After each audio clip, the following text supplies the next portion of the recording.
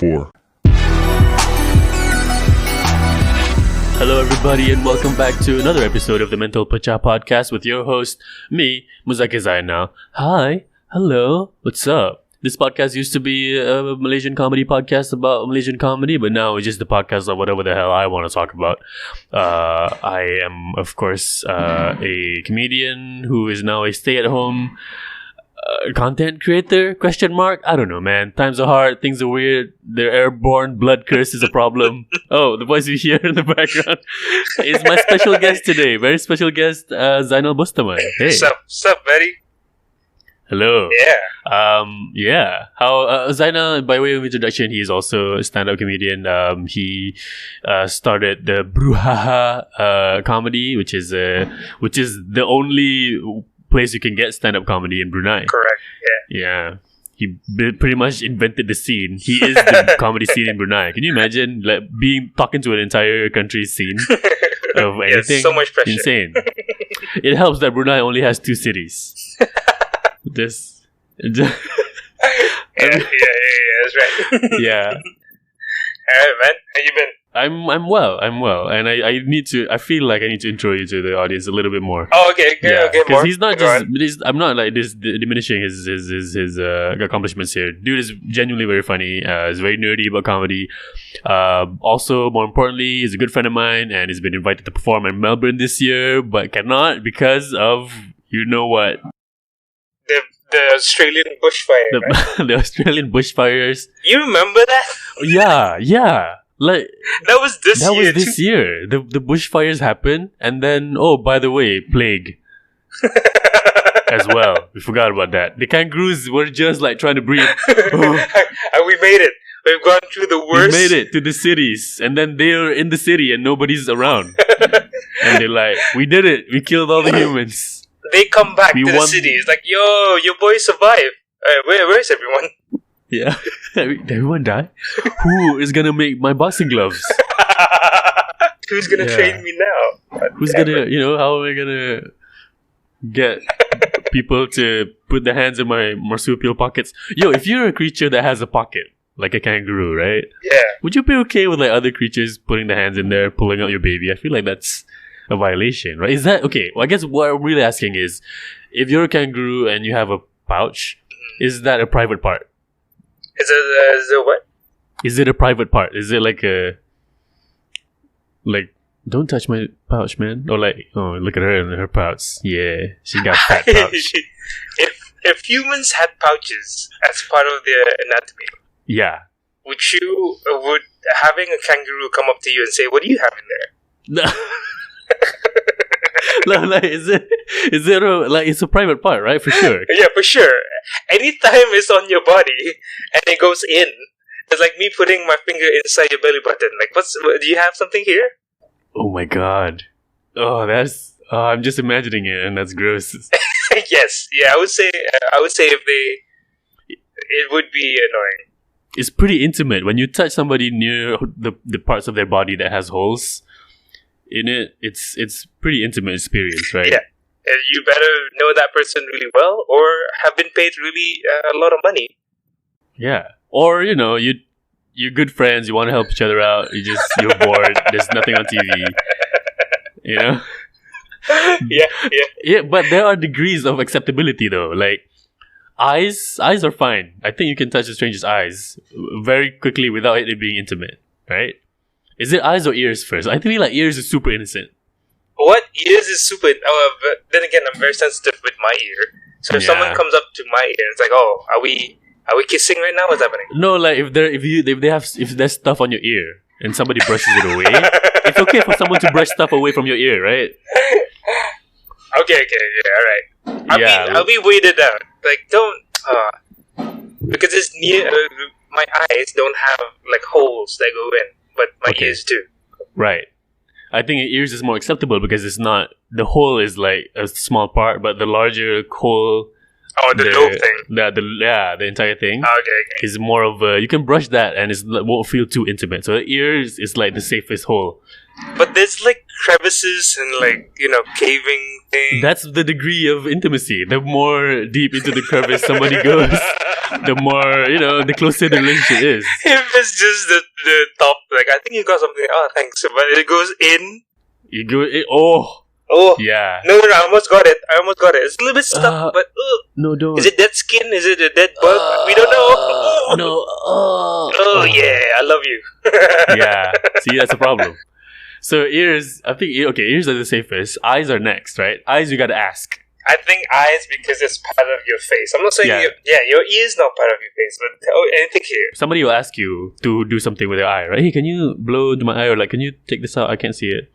And then somebody will help you take an eyelash out of your eye, and that's... And like if you have gum.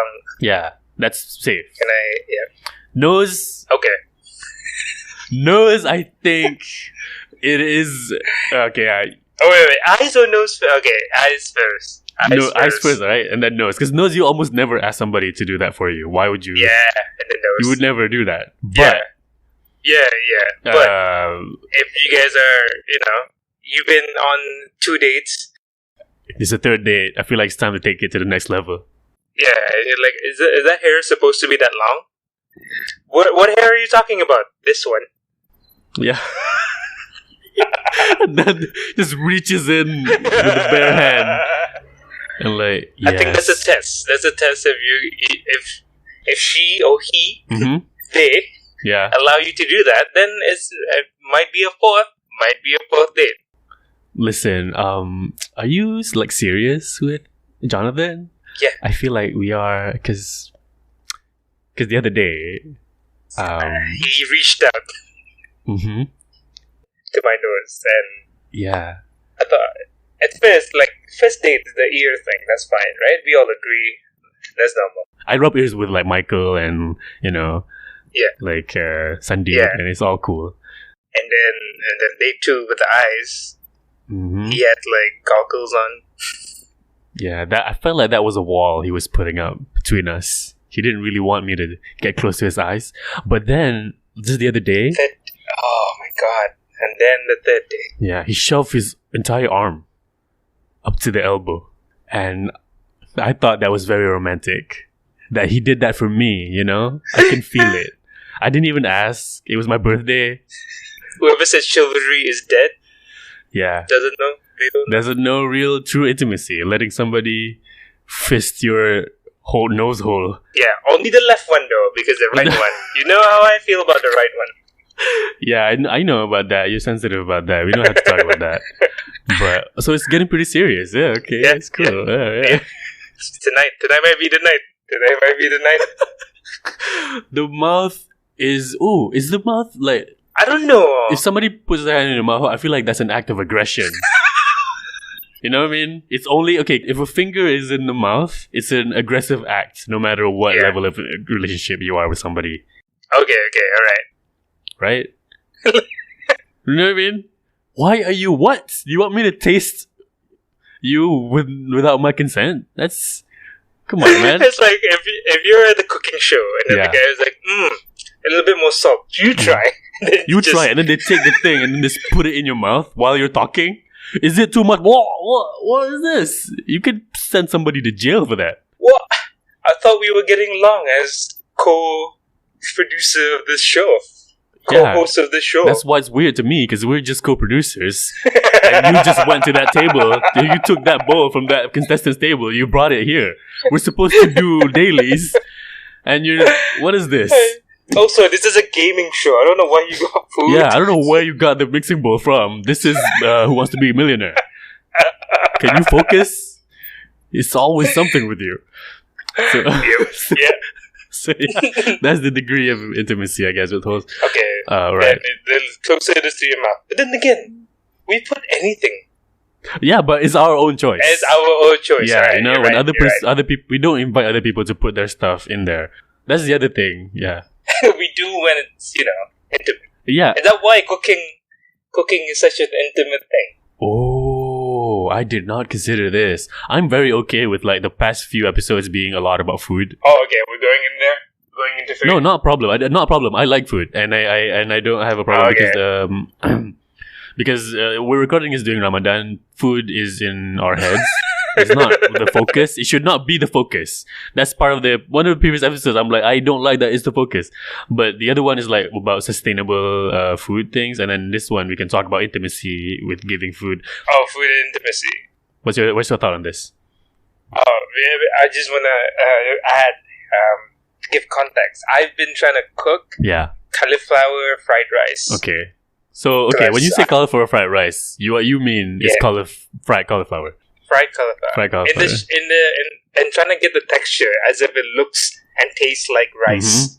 And I found like a YouTube video that says like 4 different ways of how to cook this. And I've tried 3 of them. Yeah. And so far, they've all been rubbish.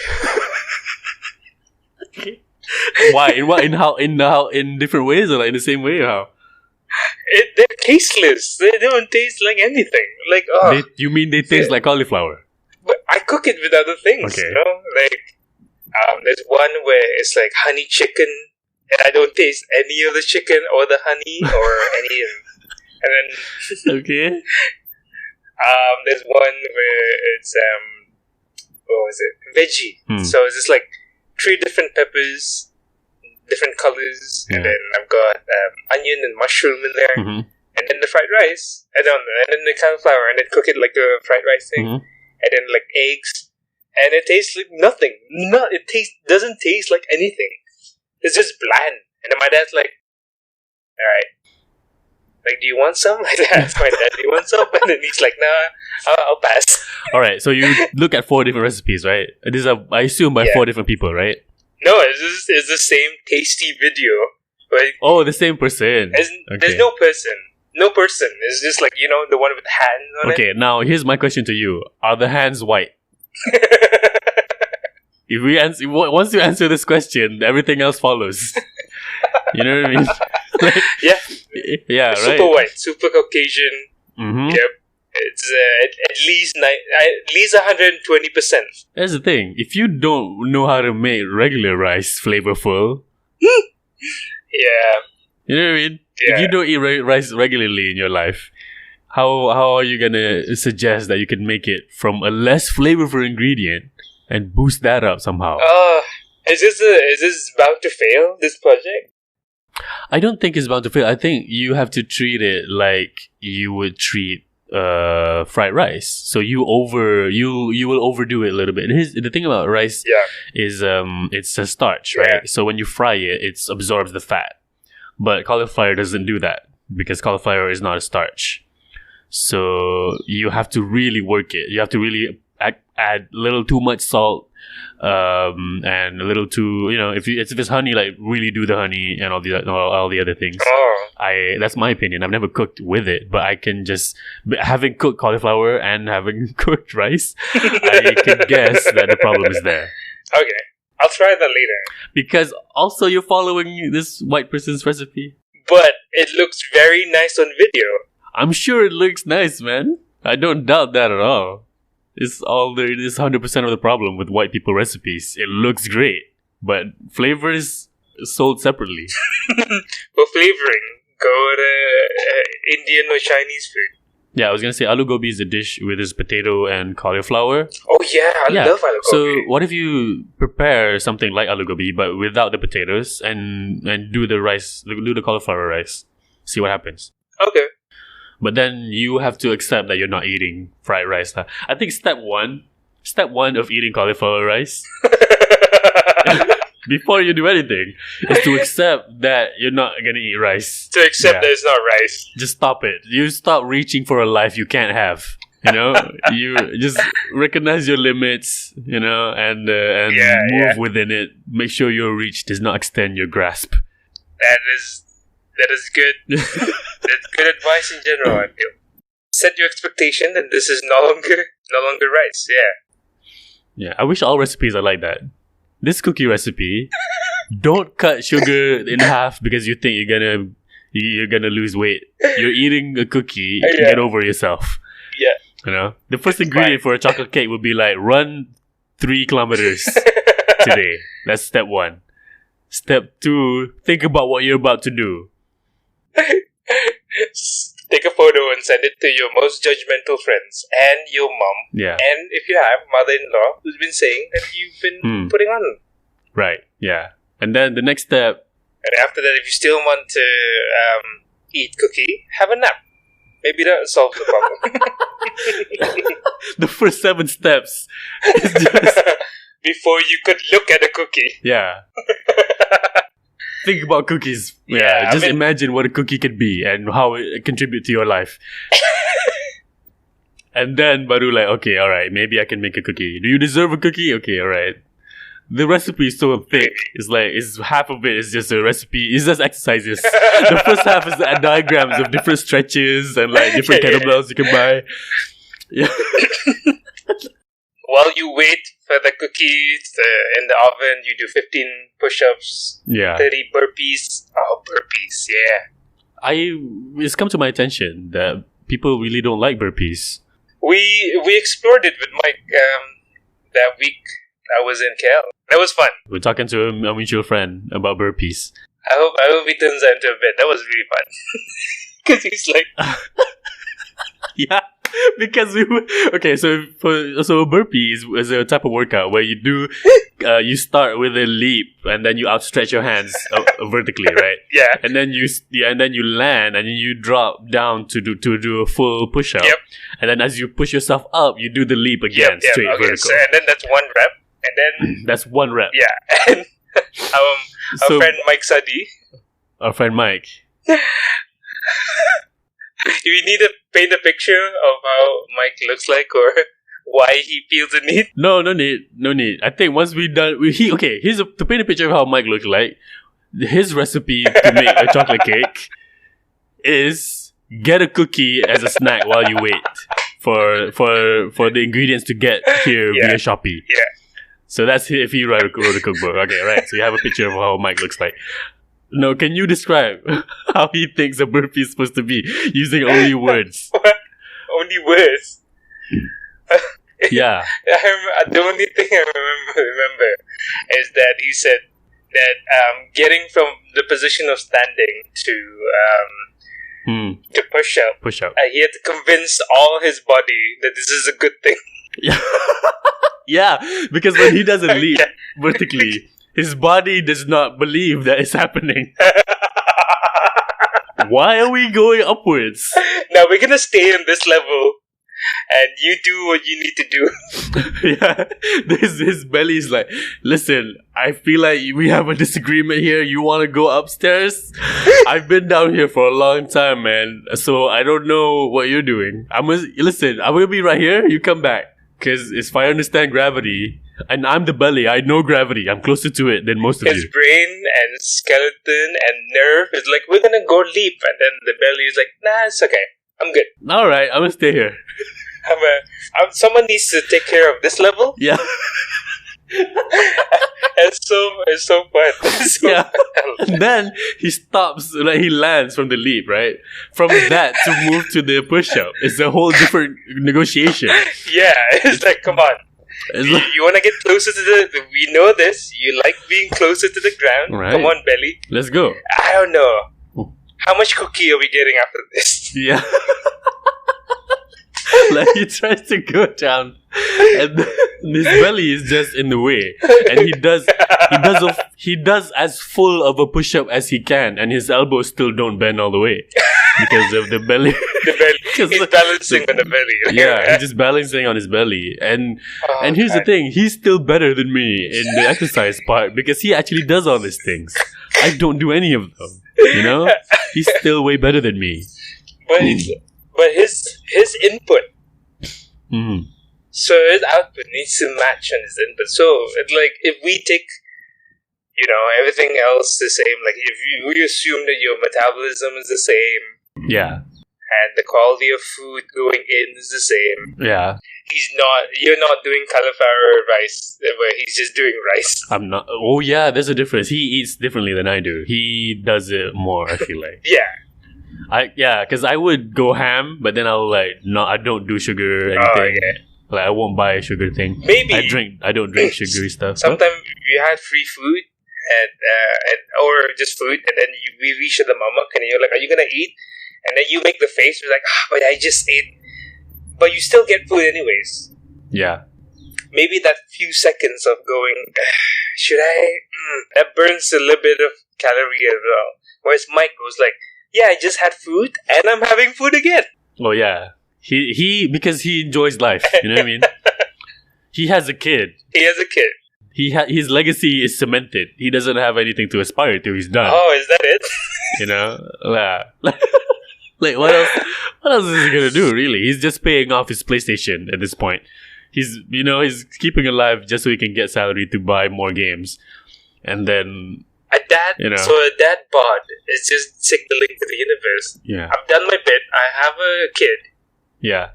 So I'm just gonna do one burpee a day, just to see I can do it. Just to see that I can do it. Just to prove to myself, hey, did you do a burpee today? Hell yeah, a full burpee. But wait a minute. It's not even a full burpee because he counts the leaping and the push up as one rep without going back up. Oh, he's done. He stays on the floor. Right? Yeah. He stays on the floor, takes a nap. He rolls over, takes a nap, and that's like This rolls over. He counts that as one rep, and then he starts his day. Yeah, we sound like we're being mean to Mike, but we're really not. He's a nice guy. Yeah. I mean, I hope I don't come across as mean because the dude is really cool and he's nice, and he's not that. He's genuinely fitter than me. Yeah.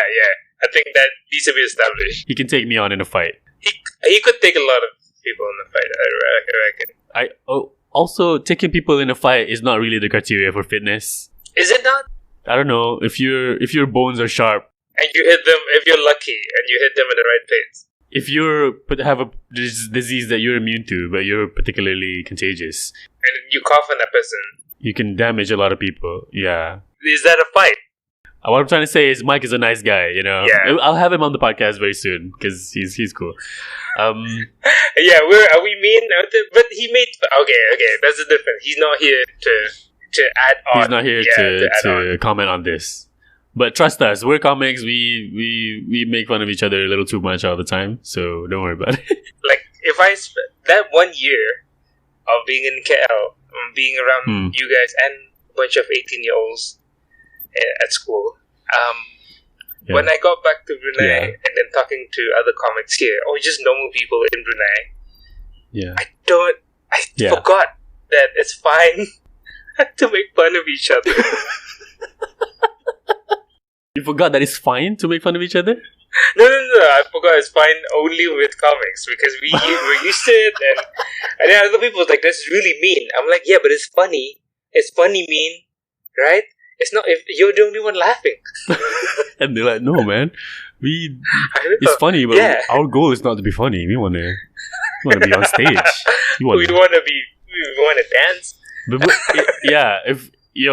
Being in Brunei and hanging out with Brunei guys, they're all very nice people.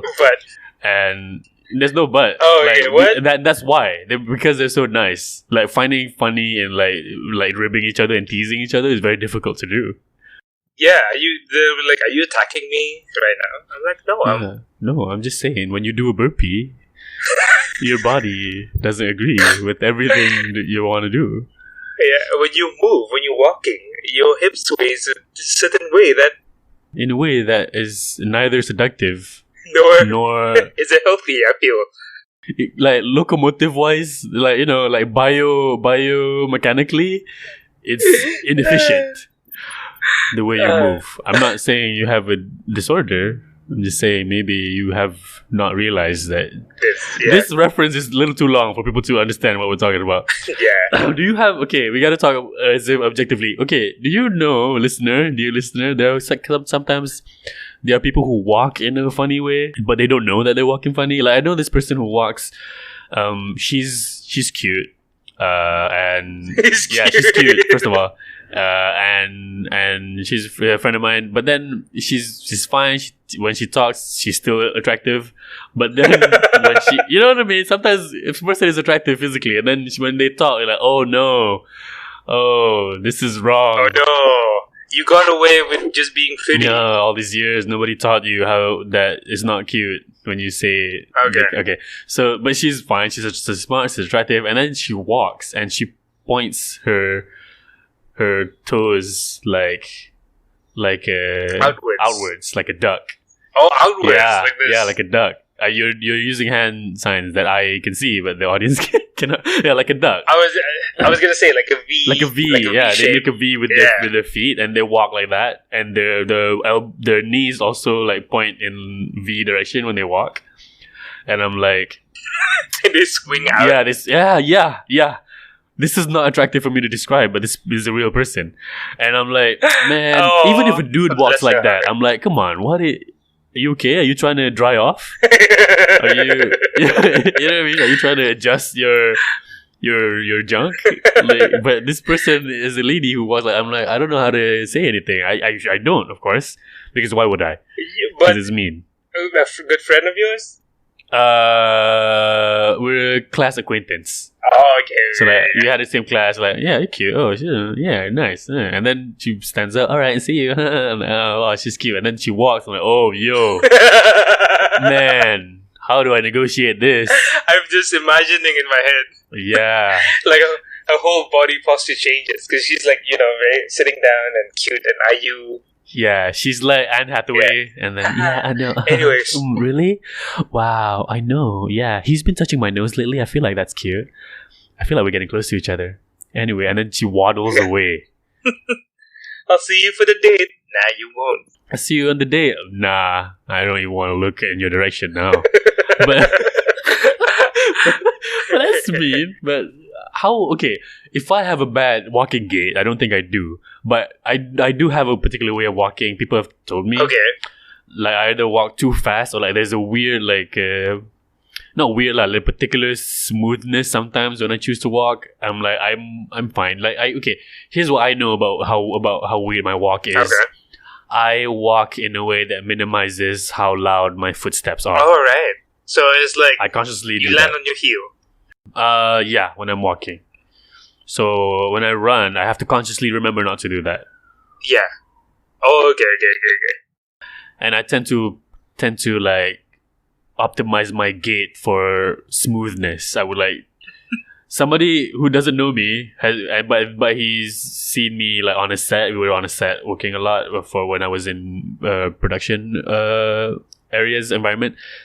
And the person was describing how he was doing impressions of other people and how they move, right?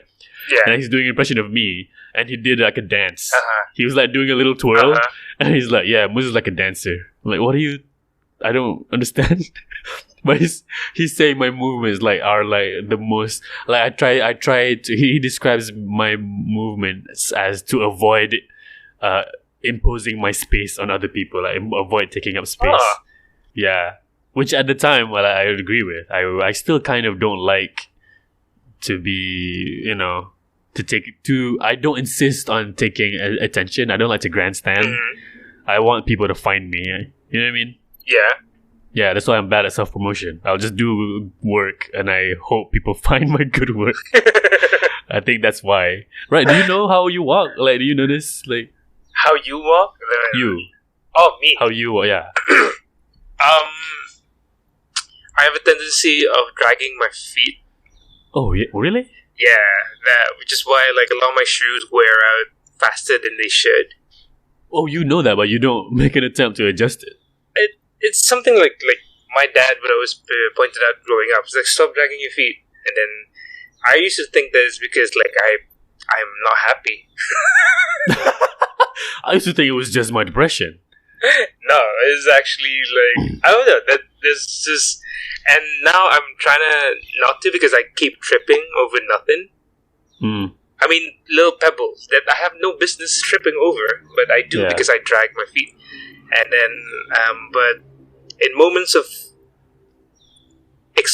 like if I'm too engrossed in the conversation that I'm having, then it'll start dragging again.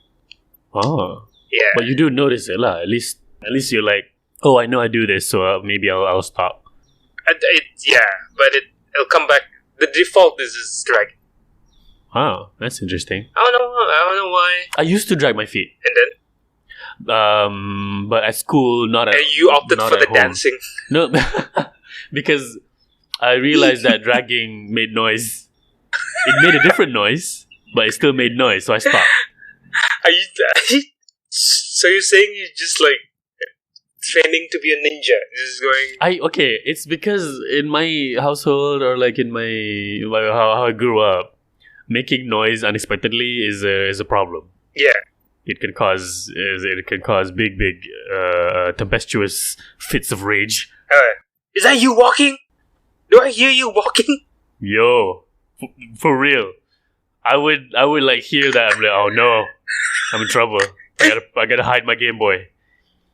So it's a real thing.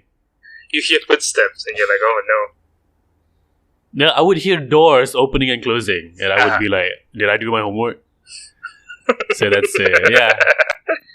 For real, like now I don't close the door to my bathroom when I use it. I leave all the doors. Right now, all the doors in the house is open. Except the front one. Except the main door, yeah. So it's because I don't know. I think it's that. It's like I don't like the noise because I'm like, is something happening? Oh, okay. And when I close doors, I would fully turn the knob and then close it instead of just like slamming in. Yeah, instead of click.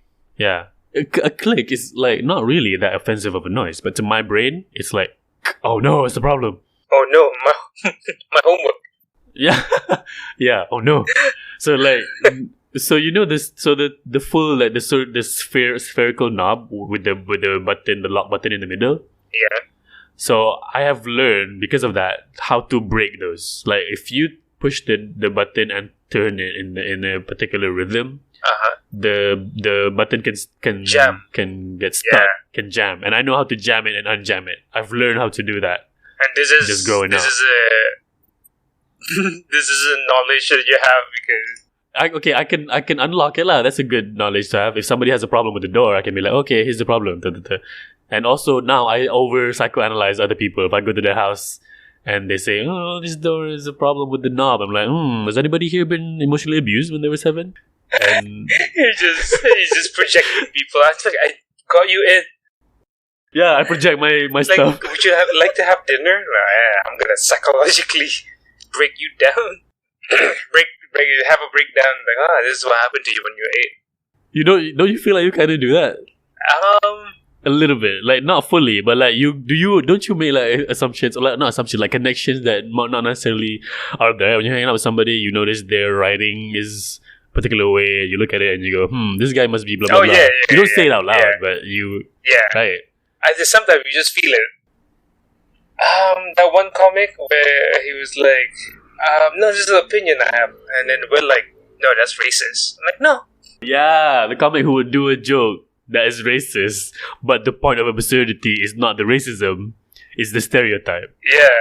Like, look how absurd the stereotype is that we all agree with, right? Instead of, look how absurd the racism is. Oh, it wasn't racism. It was the, Classism. Yeah. I for sure, I over-psychoanalyzed this guy. Like, when he, tried to justify his classism by making fun of jobs that he thinks is less than his current job. And I went straight to okay, now I know why you probably, do your job and the kind of friends that you have. This is probably why you would do stand-up, because you want claps. You don't really want to be funny. This is why blah, blah, blah, blah, blah. Oof. Oh, yeah. I'm not gonna name and shame because are we going because this guy is no longer in the scene. He's barely in the scene. Really, I don't respect this person, so I'm not gonna give him time. And we're scared that mentioning his name would bring him back.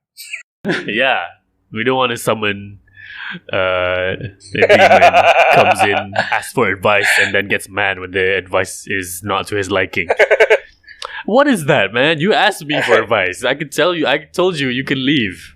But you're like, oh, you have notes for me? Yeah. Do this. Oh, that's it? What? No, you got angry at this dude. I remember... No, you remember... There's some comics. So just for context, me and Zainal, just for the listener, me and Zainal we're super nerdy with stand-up and comedy and jokes. We can talk for hours about just one joke, and we spent a certain part of 2019 2018, giving notes to other comics just for fun. And the comics, the new comics would come and like ask us to give notes, and we give detailed notes, and we help people write and stuff. So now. Yeah, and so most of the comics are very thankful, and they're very gracious, and they're very like, okay, this is what we did wrong, and this is what we want to improve on, and we give them notes, and it's a nice experience. But that's like 80% of it. 80% of them is pleasant. I reckon it's pleasant. Like, I had fun. Yeah. The 20% are either, like you said, are just like, also weird. Okay, there's a few people who go on stage, and then for the jokes that they wrote, got a lot of positive response. So they did get laughed. They seemed like they enjoyed themselves. And then they got off stage, and you see in their eyes, like, I just want you to tell me that I did well. Any feedback? And my feedback is like, anything I can improve on. That's what they say verbally, but you can see in their eyes, like, come on, give me the validation. Yeah, come on, tell me I'm good. Tell me I'm good. And then, how would you tackle that? I know how I would do it. I would. I think the dynamics between the two of us had been like, I would lean on to. Yeah, you're very nice. The Brunei side comes on. You did well. That one you did well, and then you'll be like, yeah, I'm like. And then even if they didn't do well, I wouldn't just like, that was garbage. I would be like, okay, I'm not really sure people understood you, and then you'll be like, it's not funny. You're boring. You're not interesting. Yeah. I've said that to a few people. And I'm like, well, this sentiment has already been said out loud by a couple of comics, not just tonight. They say the exact same thing, so maybe you want a different angle. And you're like, it's just boring, man. Do you have anything else? Yeah. So I'm gonna explain myself to people who are like, wow, Moses is mean and he's a jackass. First off, yes. Yeah. But but I'm doing that in the interest of being efficient. Like, there's a lot of people there, and if I was asking for feedback, I wouldn't want people to tell me how good I am. I want people to tell me what I can improve on, because that is the actionable stuff. You learn from the things you are weak about. You learn from knowing how to fix your weak points, not just from pushing your strengths. So I will always lead with that, and then after that, once they understand that, then I say what the good stuff is. Yep. You know. Usually, people cut me off in the middle before I get to the good stuff. Like, I'll go, okay, listen, you're boring, you're derivative, you're hacky, and then I say, I like you, very diligent, you come every time, you always do your spots, but it's always the same stuff. As a guy who books shows, I need to know that you can write faster than this, blah blah blah blah. So that lah, it's a good balance. Yeah, I feel. Yeah, they want approval, they go to you. They want to get better, they go to me.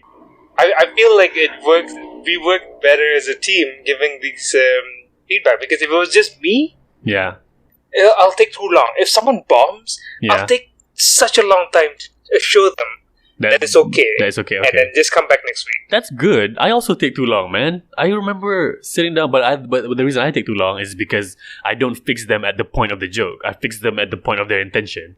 Yeah, no, at the point of their existence. Like, you as a person. Yeah. Need to go out more, need to meet other people. That's often like the first few things I ask. Okay, you want feedback, right? Okay, so with this joke, what are you trying to say about your mom? And then it becomes a long ass conversation, and then the jokes don't even get better. Yeah. And then they quit comedy. But a quick one is put the best stuff at the end. Okay, next. Yeah, but we tell that to everybody. You know what I mean? Everybody every night. You should know blah blah blah. So you should know all of this, because everybody knows everything. You all hang out with each other. You should all enforce the same lessons. If I repeat the same thing this week that I say last week, then what? It's gonna be a waste of everyone's time. Yeah, it's a waste of everyone's time. So but it was also like, which is why, for context to the millions of listeners out there, is that we to cut down that time of like, this is knowledge that we should all have as a scene, We collected all of that, and then we ran that workshop. We did. Just so that, like, everyone on the same page? Yes. Yeah. Alright, great. That was good. But the follow-up for that was the plague. Yeah. I was just about to say that. We did that. Like, okay, maybe we can see this in action. And then pandemic immediately. And that was great. We'll have another one when this plague lifts in 2035. Is that really your projection? Because I was talking to Anwar about this, and he's pretty optimistic. He's He's like June. He's like any day. I like it. I like that. But I feel like I got a plan for being in the lockdown for years. I feel like I have to change everything and try to figure out how to... Yeah. Like at least a full year after the vaccine is available mass market. Okay. I think. You're very optimistic. This is a vaccine. Wow. What's your level of pessimism here? It's interesting to know what you think. It's day by day and hour by hour. Sometimes I'm like Anwar, like any day now. Any day someone could be going on the news. It's like, it's gone, guys. That's the announcement. Obama will be not Trump. Obama will be like, he's wearing a hazmat suit. Be like, well, people of America, it's gone. like that's how he says it. It is gone. It's gone, guys. We sang Imagine enough that it is all gone now. That the virus is like, oh yeah, I can. It is easy if I try, and then the virus just mutates into a perfume-like substance that smells of lavender. We've tweeted enough with hashtag thank you our heroes. Yeah, we clapped enough at the balconies. We sat at the balconies and clapped for the nurses. We sang Oprah. Yep. And the virus is like, I guess you guys are tougher than you guys look. So we'll go back to our planet. We'll go back to Aldron 65 and work something out. So some days you feel like that. Some days I feel like that, and some days I'm like, this probably could be years, 2 or 3 years. So you oscillate, man. How does this inform your plans and your trajectory with your work and stuff? This is probably why, because I mentioned to you, I don't have Instagram anymore. I never had Twitter, and then I'm no longer on Facebook. Like, I deleted off my phone and try to be okay with just aloneness. Not aloneness, like I have my family, but like the plans of going out and being seen or making stuff work. Put a pause on that for a bit and just introspect. Think. You're still doing that then? I'm still doing that. Yeah, I'm still doing that. I do have instances where I'll give someone a call. I'm not saying I've cut off from everyone. Agree to this, do a podcast. Oh no, I mean you're still thinking about what to do. Oh, because I know you as somebody who plans out your stuff in advance. Yeah. Okay. I've been good, better in the past few years where I just plan the next quarter. Right. Or 6 months, the furthest. Yeah. And then now I'm just like, let's see if I can put on pants today. What? Let's see if I can eat pasta through my nose. It's day by day. Yeah, day by day. How what is a burpee really? What if I think about a burpee, but I eat a snack instead? Yeah. Maybe that's the same thing, philosophically. Depending on how my intention is. I think now it's gone down to a week. I just planned for the week. Yeah. I've put myself different small projects. There's nothing to do with comedy. Cleaning the room. I managed to mobilize some hands and move a hospital bed out of my house. Why is there a hospital bed in your house? Should I be concerned? No. Or you're just keeping it just in case somebody has it. And you're like, we got somewhere. We got the body bags just in case grandma touches her face too much. No. So we moved in a hospital bed because a couple of years ago, like 7 years ago, my late grandma was like bedridden, and then we had her in our place. 4 years ago, she passed away, but the bed's still there. Oh, okay. Yeah. Right. We started putting stuff on the bed. It's part of the furniture now. Wow. And it's been in the guest room where I stay. Man, so that is kind of morbid. It was a couple of like months, and then you kind of get used to it. And it's just a bed. And then I've been telling my parents, like, we need to get the bed out, like donate it or stuff. And then my dad's like, yeah, eventually. And then Man. and then I said, during Ramadan, I'm gonna move it out, and then within 2 days it's out. So I got all this space, which for a hoarder's house is amazing. We've got a free wall. This wall, right? You're pointing at a blank wall now. It's free. There's nothing on it. Like there's nothing against it. And that is like a revelation for you. Yeah, because there's this shoulder plus chest stretch that I need a blank wall. Like wait, your house? You have a pretty. How many rooms is your house? Bedrooms. There's like 6 bedrooms. Right, 6 bedrooms. So it's like because you're Bruneian, you got some money, you got some shell money. There's some oil money. Yeah, some shell money. So and in this 6-room house, there is no blank wall. There's no blank wall. There's no wall where there's nothing leaning against it. It's so stressful to see. If I was gonna buy a house, I'm gonna insist on some walls. So that's just me. There are walls. That's just my opinion. I don't want to be controversial. I feel like walls are something I would need. You know what I mean? Yeah.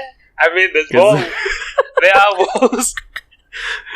But there's just junk on it, is what you're saying. There's just stuff leaning on it. And like there's a bed in every room. There's like every bedroom. Amazing. Is this controversial, having a bed in bedrooms? No, that's not. The idea that you just found a wall. I had to make this wall. I had to move a hospital bed that's been there for 7 years to have this wall. And then my dad's passing by, and then he's like, you know what would be great here? Another bookshelf. A bookshelf, and then your problems are we put Liverpool memorabilia on it that we will have to buy. Wow. What's amazing about that is nobody in your house supports Liverpool. It's just the only club left that has no memorabilia in the house. You have all the clubs in the EPL is already have memorabilia in their own rooms, but it's the only one. If you don't follow, Liverpool's the only club left. You don't follow football, right? I know this, but not really. Saying it out loud for the listeners out there. No, I don't. Oh, because I want to know, because I've been reading on the news from the sports world, and then they're going through a crisis on how to sustain these clubs. Oh yeah, because there's no match going on, so there's nothing to advertise, no sponsorship. There's half the money is coming from gates. Tickets, and it kind of got me thinking, these clubs really do some institution don't have enough money in the bank to go we can sustain 2 or 3 years of nothing coming in. None. It's just so big. Oh. No, they did not plan for that. They did not save up enough for emergencies. This is the thing. Big companies are no, you as an employee, you should save up, for a rainy day. Now it's raining in the entire world, and the big businesses are like, "Hi, I'm AirAsia. Can you give me some money, please?" Yeah. Okay, so AirAsia, anything that's online is fine. Netflix had a 10 million subscriber bump Or is it Oh yeah, 1 of million? course. Netflix, streaming, video games are going great. Animation is going okay. Yeah. Yeah. Books are fine, but like, but they were dying to begin with. I mean, like, if you move online, the whole ebook stuff, that's fine. That's not too bad. It's not too But bad. brick and mortar bookstores, dying. Things that need an audience, dead. Wrestling has no audience. Do you know how insane that is? Yeah. The Rock comes out and like, for the millions. Smack talk. Yeah, Smack It's talk just- to who? It's a podcast. It's a live podcast. They have to put the signages. They just staple the signage to the seats, and the Yes. camera is like, this chair 13B supports Undertaker. All right, I guess. Wait, is he doing stuff? Is he still doing stuff? Yo, the Undertaker was in the recent WrestleMania. Oh my god. He was in. So the WrestleMania this year had no audience, and it was split into 2 nights, which is crazy. And for the main event of the first night, it was Undertaker versus another dude, and they shot it like a movie Oh, nice. because there's no audience. So they just do like crazy editing tricks and stuff. Okay, Yes, man. We can talk about a lot of other things, but I feel like we should wrap up this episode for now. Would you like to come again and we can talk about other stuff? Because we always have so much to talk about. I just don't want the episodes to run long because I don't have to be too long, the right. audience's trust yet. I feel that we haven't gotten into things. Right? Oh, Yo, yeah. we talk. Okay, I often account this to your politeness. Yeah. Because when we hang out, we will start our conversation at 9 p.m. and then at 4 or 5 in the morning, we'll finally try to figure out when to stop talking. Yeah. And I ascribe that to your overly polite Brunei-ness because you don't want to be rude and stop me from talking. To be the first one to go, yeah, I'm done. Yeah. Huh. But it's actually, we do have really good conversations and it's like a...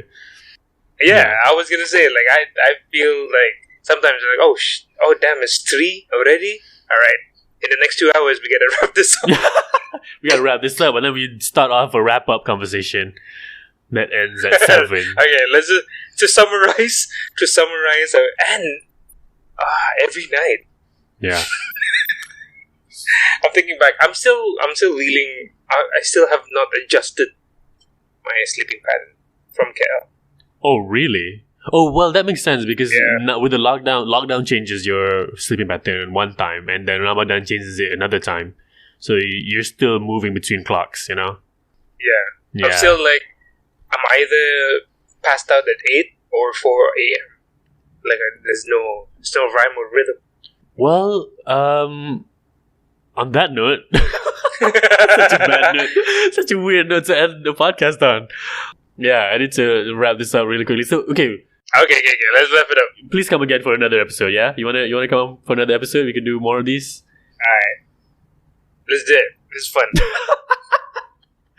Your level of enthusiasm is like, Do I sound reluctant? Yeah, man, let's do it. alright, man. Thank you everybody for listening. If you want to check out Zainal's stuff, go to Bruhaha Comedy, BRUHAHA Comedy. Go there on Instagram or Twitter because that is the Brunei scene. He's there. He's featured there. Don't find him online because he's not online. I have, my Instagram's still there. You want people to find you? You sure? There's nothing on it. All right. So he's Zainal Bostaman. Yeah. Right. Yeah. Zainal THEBOSTAMAN. Yeah. So check out Zainal's stuff. He'll be back on the podcast for another episode. For now, thank you guys for listening. And if you have any comments or criticism or whatever, you can contact me on Twitter. You know where to find it. MZKRX. This has been the Mentol Pecah podcast. Yay. Bye bye everybody. Bye-bye. Love each other.